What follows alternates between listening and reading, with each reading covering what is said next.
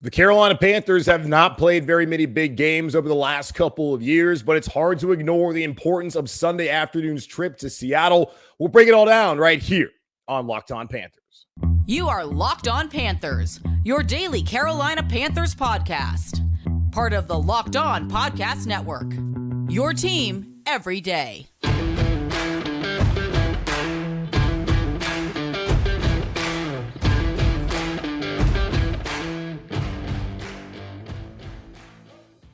Welcome into another edition of the Locked On Panthers podcast, a part of the Locked On Podcast Network. I'm your host, as always, Julian Council, talking Carolina Panthers with you every Monday, Tuesday, Wednesday, Thursday, and Friday. Your team every day. That's our motto here on the Locked On Podcast Network. Make sure to watch our show and subscribe to our show over on our Locked On Panthers YouTube channel. You can also check us out wherever you listen to your favorite podcast. Just be sure to rate, review, and subscribe to the show so you never miss a single episode of Locked On Panthers. And be sure to follow me, Julian Council, on Twitter at Julian Council, where every single Friday I answer your weekly Friday mailbag questions here on the show. To participate in this week's edition of the weekly Friday mailbag on Locked On Panthers, either at me or DM me on Twitter over at Julian Council. Today's episode of Locked On Panthers is presented by our friends over at PrizePicks. PrizePicks is daily fantasy made easy. Pick 2 to 5 players. If they score more or less than their PrizePicks projection, you can win up to 10 times your money on your entry. First-time users can receive a 100% instant deposit match with $100 with promo code Locked On. That's PrizePicks.com, promo code Locked On. Okay, as you can either see or hear, I am still not 100% back. I apologize for not having shows last Thursday and Friday. Was sick all last week. Made it through the first 3 days. Then after that, had no voice. Honestly, was hacking up a lung, so couldn't have sat here and talked to y'all about the Carolina Panthers for 30 minutes, and basically me being the only person, so I do apologize, but when it's a solo show and I get sick, there will be no episode, so it sucks, but that is the reality of the situation. Thanks to all the folks out there that reached out via Twitter asking me, hey man, where's the episodes? Are you okay? I'm like, yeah, I've been kind of sick, and I don't really have a voice, can't really talk that long, and still, even here on this Monday morning, getting this episode out to you, excuse me, I'm still kind of struggling to do this, but we're back. We'll be back all week. And, last week was a bye week. Panthers, there's nothing going on. I mean, the only conversation I could have really had outside of, of course, the Friday mailbag. And I will answer some mailbag questions here on the back half of the show. The only thing I could have really gotten into was Matt Rule running his mouth and doing his whole media tour and making excuses for why things happened here in Carolina and why it didn't work out. And for me, I couldn't care less about what Matt Rule has to say about his tenure here in Carolina. He had a terrible record. He's probably never going to get another opportunity to coach in the National Football League. He didn't win enough games. So whether it was his call on players or not, we know what it was. David Tepper told us what it was when he fired Matt Rule. That was one of the few things he did tell us at that press conference. Matt Rule's tenure here in Carolina will always be looked upon as probably the worst tenure of any of the Carolina Panthers head coaches in the 28 seasons of Carolina Panthers football. And he can't win that back. He's not going to change any minds based off of what he's saying now. And you can laugh at Matt Rule having players decommit from Nebraska as if that's not happening everywhere in the country when a new coach comes in. Like, that's just the reality of the situation in college football. So, yeah, it's petty. I don't blame you for laughing about it, but you do sound kind of dumb when you do that. But, yeah, whatever. Matt Rule, no longer here, no longer top of mind. Like, he really hasn't been the last 7 weeks anyways. So, cool. Congrats to Nebraska. Best of luck. Here in Charlotte, you'll always be a pariah and someone people are not going to look fondly of. So that's where we're at with the Matt Rule thing. But as far as Sunday afternoon, the Carolina Panthers have a massive opportunity to really gain some true momentum. They open up as a 6-point underdog on the road at Seattle on Sunday afternoon. I don't even know what they call the stadium anymore, but I think it's a 4:25 game Sunday afternoon in the P&W, one of my favorite cities in America outside of Charlotte. Wish I was going up there because I do love Seattle, do love being up in the Pacific Northwest. That's BetOnline 6-point underdogs that they're heading into that game. Seattle 7-5, got the close win yesterday afternoon against the Rams, who are downtrodden. Just a terrible Rams team that I think is now 3-9 on the season. So, wow, what happened to them? Geno Smith threw a career high over 300 yards passing yesterday. Tyler Lockett and DK Metcalf, both those guys went over 100 yards receiving. Like, that looks like a playoff team to me.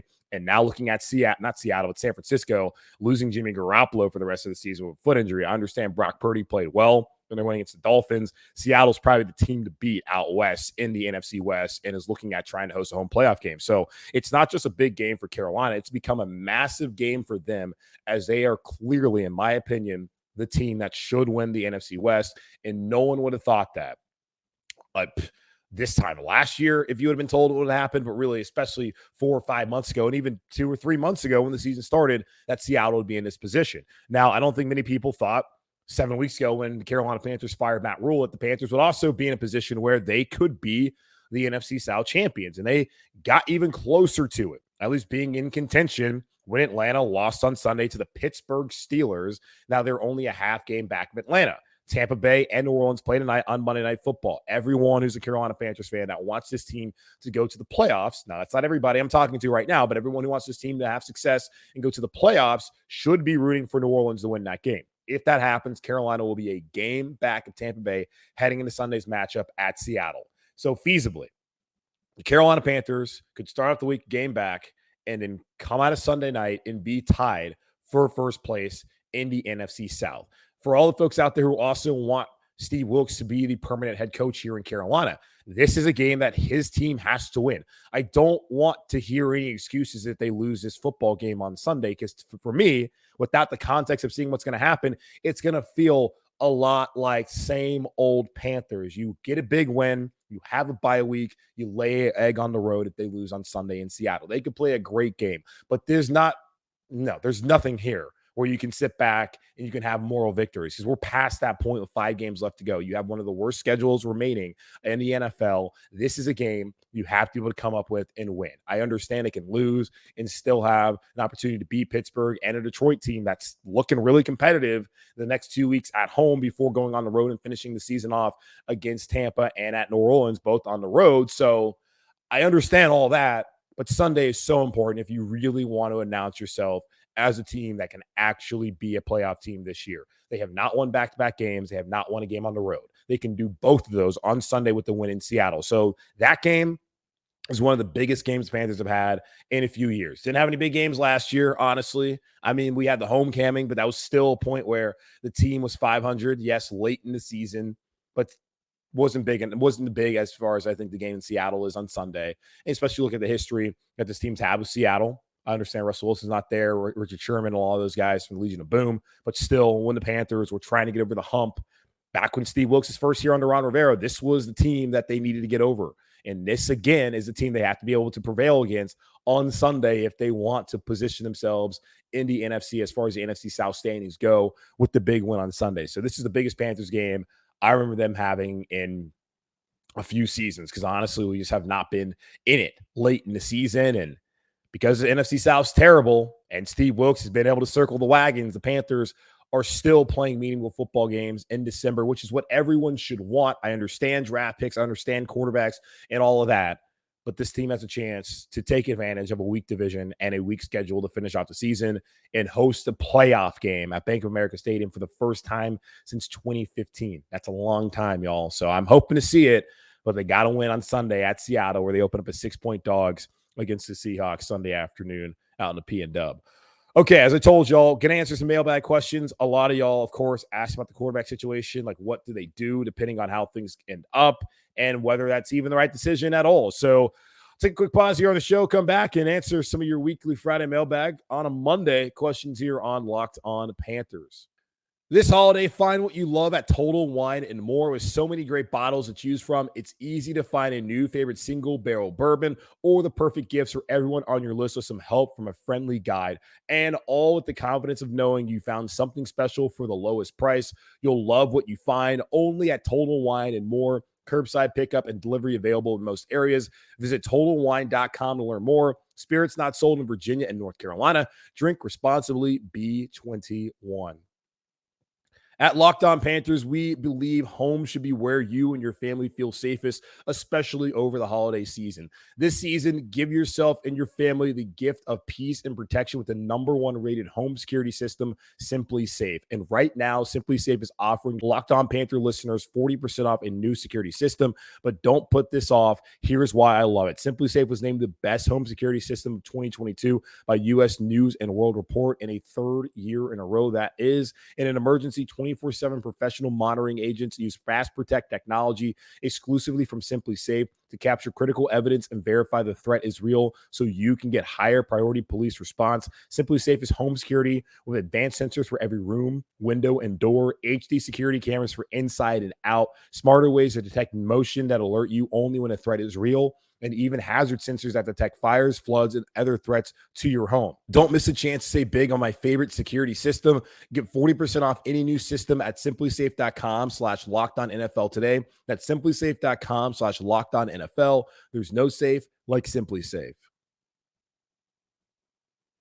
Okay, usually we do this on Friday, but I did not be able to do it on Friday because, of course, I was under the weather like I told y'all, and I was struggling with the old voice.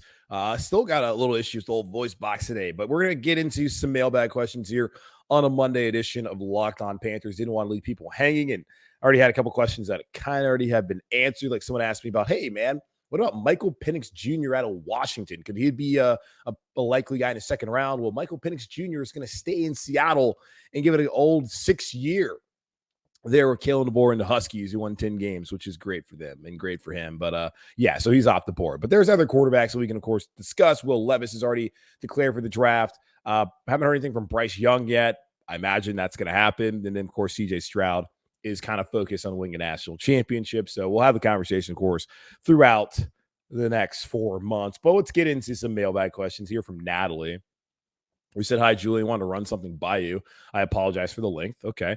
This is the top 10 in the NFL QB index for this week. So last week, along with the draft picks, Patrick Mahomes is number 1. He was 10th overall. Jalen Hurts is number 2, the 3rd overall. Number 3 is Josh Allen, who was 7th overall. Tua Tagovailoa is number 4, 5th overall. Joe Burrow, number 5, 1st overall.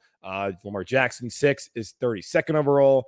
Justin Fields is 7th, was 11th overall. Geno Smith, who's 8th, was 39th overall. Tom Brady, of course, was 9th. He was 199th overall, never forget. And Dak Prescott, who's 10th, was 135th pick overall. So she says only 2 were picked in the top 5 picks. 4 weren't even picked in the first round. If you look at all those who were drafted in the first 5 picks of the past 20 years, most have been busts. My question is, are we more likely to be successful picking CJ or Bryce, or to develop Matt Corral or even Sam Darnold? I know. Maybe we should use our first round to get Will Anderson or Miles Murray if they are available, rather than taking a risk on a top 5 quarterback. Yes. So we're seeing that it's not as simple as you take a quarterback in the top 10 and that quarterback becomes the answer. For me, when it comes to the Carolina Panthers taking a quarterback, it comes down to you have to just go about it the traditional fashion. After trading for Sam, that not working out. After trading for Baker, that not working out. And really not even getting an opportunity to see what Matt Corral could do this season. So that's kind of where I stand with that. Now, with that being said, I totally understand that it's not a guarantee, because if it was a guarantee, then everyone in the NFL would be taking quarterback in the first round, and no one would be trying to find these quarterbacks. They wouldn't be going through all these links to find it. But I think we're seeing nowadays that there's more than one way, and it's, I guess, to skin a cat in a way. I mean, obviously Mahomes, they traded up to get him, but they had already had a guy in Alex Smith who had taken him to a point where this was a good playoff team in Kansas City. The Panthers didn't do that. They could have done that with Teddy Bridgewater, where they could have built the roster and then brought a quarterback into a better situation, but they were impatient. Jalen Hurts, the Eagles are already a good football team. They had won a Super Bowl not too far off of that. They had been in the playoffs. Hurts comes in as insurance for Carson Wentz, and we're seeing how that's working out right now. Josh Allen, more the traditional sense. I mean, they had been a playoff team as well. Then they went up, got Josh Allen. That's worked out well for them. Tua, that was a tanking approach. Joe Burrow, the Bengals, not really tanking. They're just the Bengals. And then the Ravens, good team, decided, hey, let's trade up. Let's get Lamar. And we saw how that worked out. Fields, kind of, they traded up, similar kind of approach. Geno Smith, second round flyer. It didn't work out in New York, but now later on in his career, he's had a renaissance and he looks really good in Seattle. And we know how things worked out with Tom Brady and the Drew Bledsoe thing and then Dak Prescott. just look great in the preseason. Romo gets hurt and he does everything he needs to do. So it's not as simple as take a quarterback in the top 10. Now, for me, it has to come down to taking the right guy. You have to take a guy you really believe in. If they have 3 quarterbacks that they believe in the top 10 and one of them is available, then you use the pick on that guy. If they have 3 quarterbacks they believe in the top 10 and none of them are available, then either trade out or get the best player available that can help your team. And you certainly could use another edge rusher like a Will Anderson or a Miles Murphy out of Alabama and Clemson, respectively. So you can't just be married to the idea of just taking quarterback to take quarterback. That's what they did last year with Matt Corral. You got to pick the right guy, the guy that you really believe in. And that does not mean that guy's going to work out.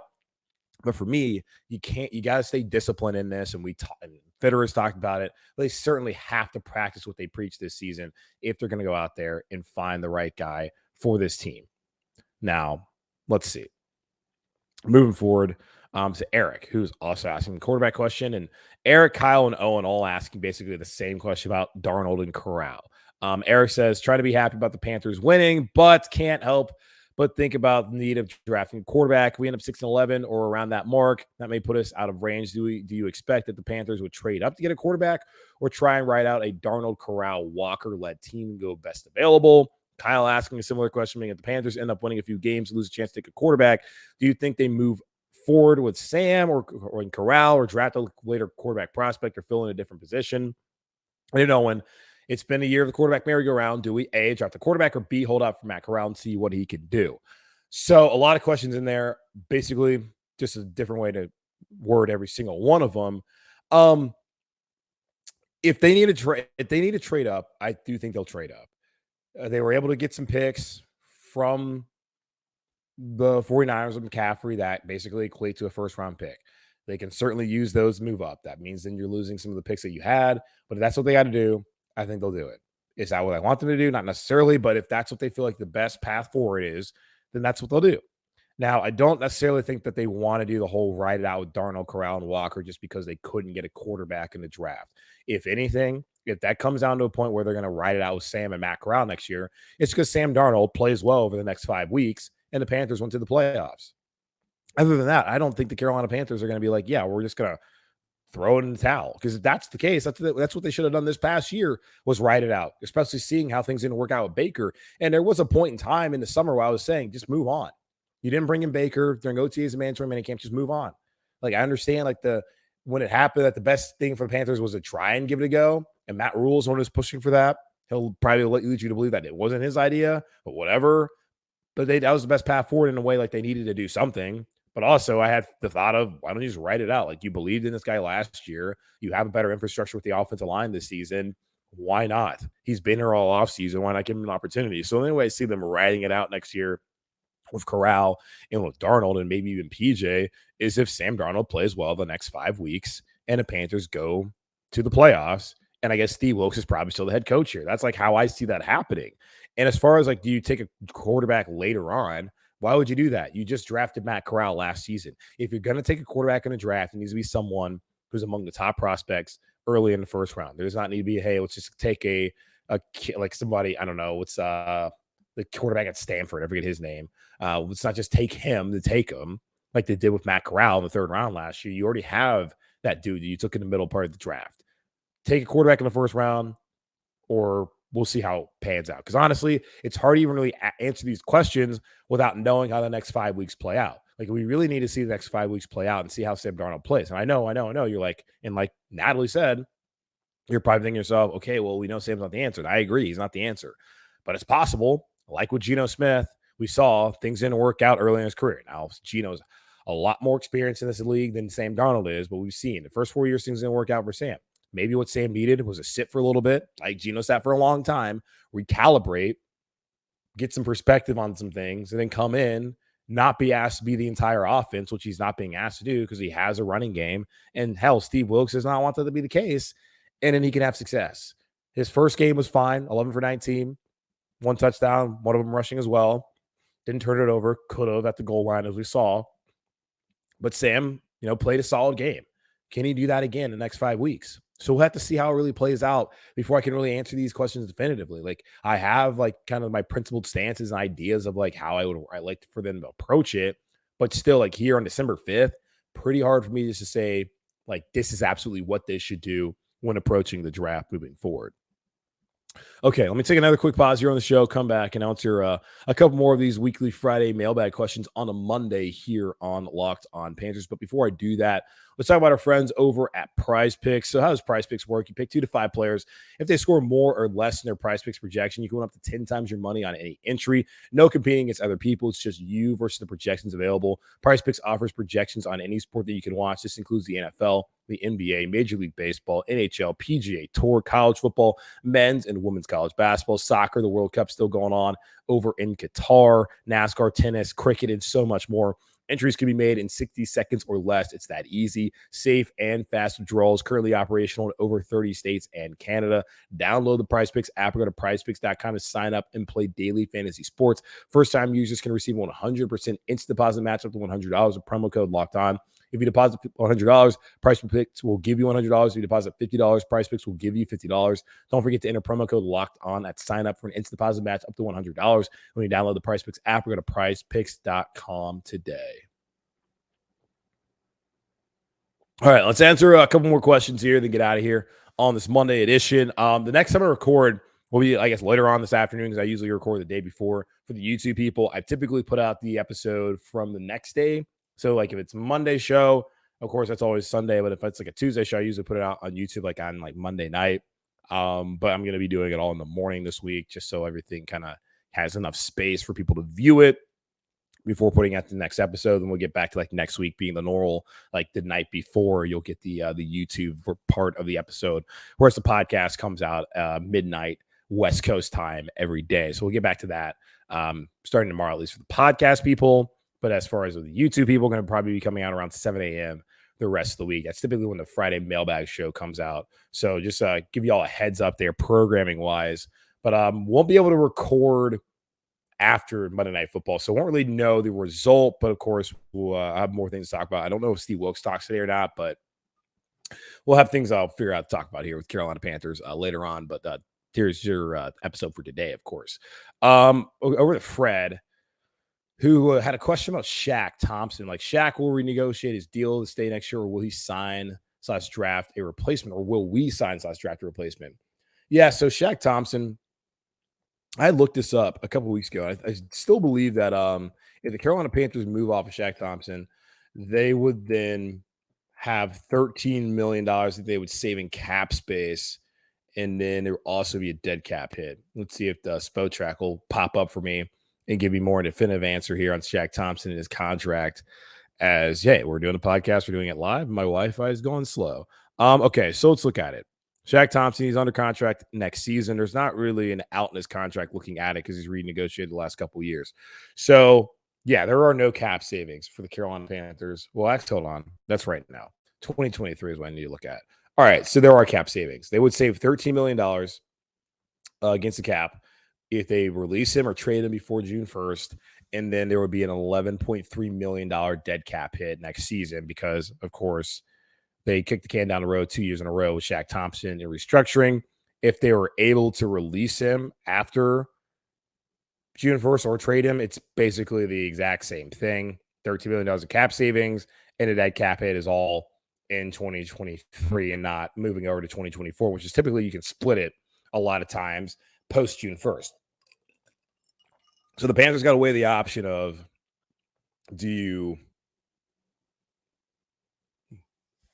kind of just deal with it?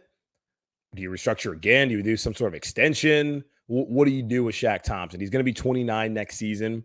I think if Steve Wilkes is still here, Wilkes is going to want Shaq Thompson on this roster. If it's another coach here in Carolina, I think Shaq Thompson's probably going to be one of those cap casualties, even though, like, you're still going to have to eat $11 million in dead cap space.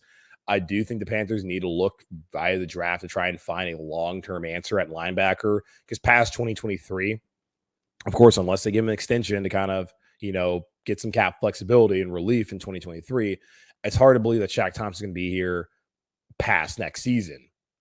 So, yeah, they need to find an answer. Like Brandon Smith, we have not seen that much of him this year at the linebacker spot. Former DC here in Carolina, Phil Snow, talked about he would think he'd start at some point in time. Of course, Snow's not here anymore to kind of see that through. And Shaq's played well the last couple of weeks. Of course, Frankie Louvu's been awesome this year. They got to find somebody else, though. And I think the second round of the draft is absolutely a spot where you might be looking for a linebacker as you have 2 picks. So we'll see what happens. It's awesome. It's like it's one of those things like with Darnold and quarterbacks. It's so dependent on how things play out the next 5 weeks and where they are. Because like if Darnold like reveals himself to be that dude the next 5 weeks, then you got to have that changes the entire calculus of like your quarterback contract structure. Because the thing is, what Scott Fitter's talked about is he wants someone to stabilize that position.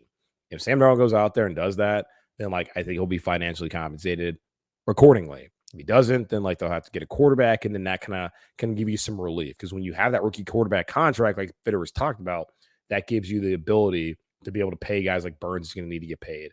I guess I don't know if Chin's going to get paid now after being injured, but he'll get paid eventually. But I just think it's going to happen this offseason. There's other things they got to figure out with the salary cap and contracts, and all that kind of revolves around a quarterback. So I think for Shaq Thompson, it kind of is similar. Like, is Wilkes still here? What happens with the quarterback situation? It's really hard to say right now definitively how that plays out for Shaq Thompson and the Carolina Panthers. Okay, over to Jason, which will be the last one of the day. Jason said, "Hey Julian, thanks for the great job you do on Locked On Panthers. Watch YouTube daily. Appreciate your time and effort. Yep, sorry about not being here the last couple of days, Jason. But appreciate that." He said, "Glad we got the win against Denver, even though it dropped us in the draft. I, for one, wouldn't mind seeing us win a few more games. I mean, honestly, who was the last Ohio State or Bama quarterback to really work out with a lot of success in the league? Well, Tua is doing pretty damn well. Obviously, they're in Miami. Jalen Hurts is doing well. Mac Jones was a Pro Bowler last year. So I don't know if the Bama one's quite right, but Ohio State is weird. Excuse me, the Ohio State University. It's weird that they haven't had like anybody step up, but I'm not going to sit here and look at the program and be like, oh, hey, like a quarterback can't be successful out of that. Like NC State doesn't win anything. And look how many successful quarterbacks they've had come out of NC State. So I don't necessarily think it matters. Like, is that because of NC State, or is it just because like the individual was actually really good? Like Justin Fields has stepped up and he's figured things out. I think he did have a couple backbreaking picks yesterday in their loss to the Packers, but then again, Aaron Rodgers owns the Bears. So I hear what you're saying, but I really like leading up to the draft. I really don't want to do this for months on end with the lazy. He went to Ohio State, so clearly he can't work out. It's like, okay, let's look at other things. Like, I mean, Stroud doesn't really run, and it's not like he can't run, but like, does that limit your offense? Stroud doesn't really handle pressure well. Like, let's talk about things like that, opposed to like the same lazy, oh man, he went to Ohio State. So not really trying to call you out, Jason, but like saying that as a PSA to all the people out there. And like Bama, it started to work out for those quarterbacks recently. And I feel like Bryce Young is probably going to be just fine as well. But then again, it's a crapshoot and no one really knows. But he also goes on to say, with that being said, if we wind up picking in the middle of the first round, would you rather see us go tight end or linebacker, and why? Assuming top quarterbacks are gone, that is. Both linebacker and tight end are major needs along the course of quarterback, but now that O-line has been fixed, which would you pick if you were making the call, and who would it be? Well, is it Michael Mayer at Notre Dame, who is just an absolute freak at tight end? Like, I would love to have that guy. I don't know where he is listed as far as the big boards, but tight end would be sick to see, especially a player of his caliber. The other one, linebacker. I'm just who are the linebackers? I don't know who the top linebackers coming out of college are. Honestly, like because I'm still in the mode with college football where I'm just like watching the games. Like, I'm not thinking about like, oh hey, like who's gonna be like a top draft pick. Like, that's just not like where I just don't watch college football in the lens of, oh man, like could this dude be like really good on Sundays? Like, there are players that you watch, like, yeah, they're kind of probably going to be pretty good.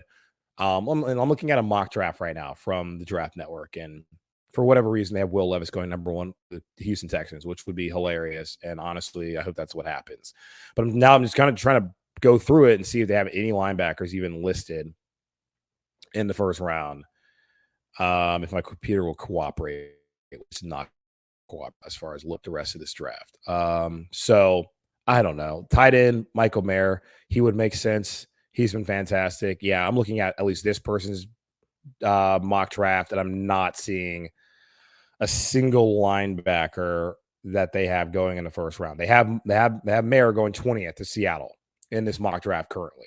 So Panthers in the middle of the draft, at least in the first round, he'll be available, and I'd be for that. So yeah, tight end would be great. I mean, add the blocking ability, of course, the pass catching ability to add another element. And I think this team does need more weapons as far as the pass game goes for whoever's going to be quarterback next year. So Michael Mayer at Notre Dame would be my pick if we're going to go tight end linebacker. I would love to have him here in Carolina. Okay, that's going to wrap up this edition of the Locked On Panthers podcast. Again, a part of the Locked On Podcast Network. Hosted by yours truly, Julian Council. Again, y'all, make sure to watch the show, subscribe to the show on our Locked On Panthers YouTube channel. Check us out wherever you listen to your favorite podcast. Just be sure to rate, review, and subscribe to the show. And also, at me or DM me on Twitter at Julian Council. But follow me first there on Twitter, where every single Friday I answer your weekly Friday mailbag questions here on the show to participate in this week's edition of the weekly Friday mailbag. Either at me or DM me over on Twitter at Julian Council. In the meantime, stay safe, be happy, be whole. As always, keep pounding. And I'll talk to y'all on Tuesday.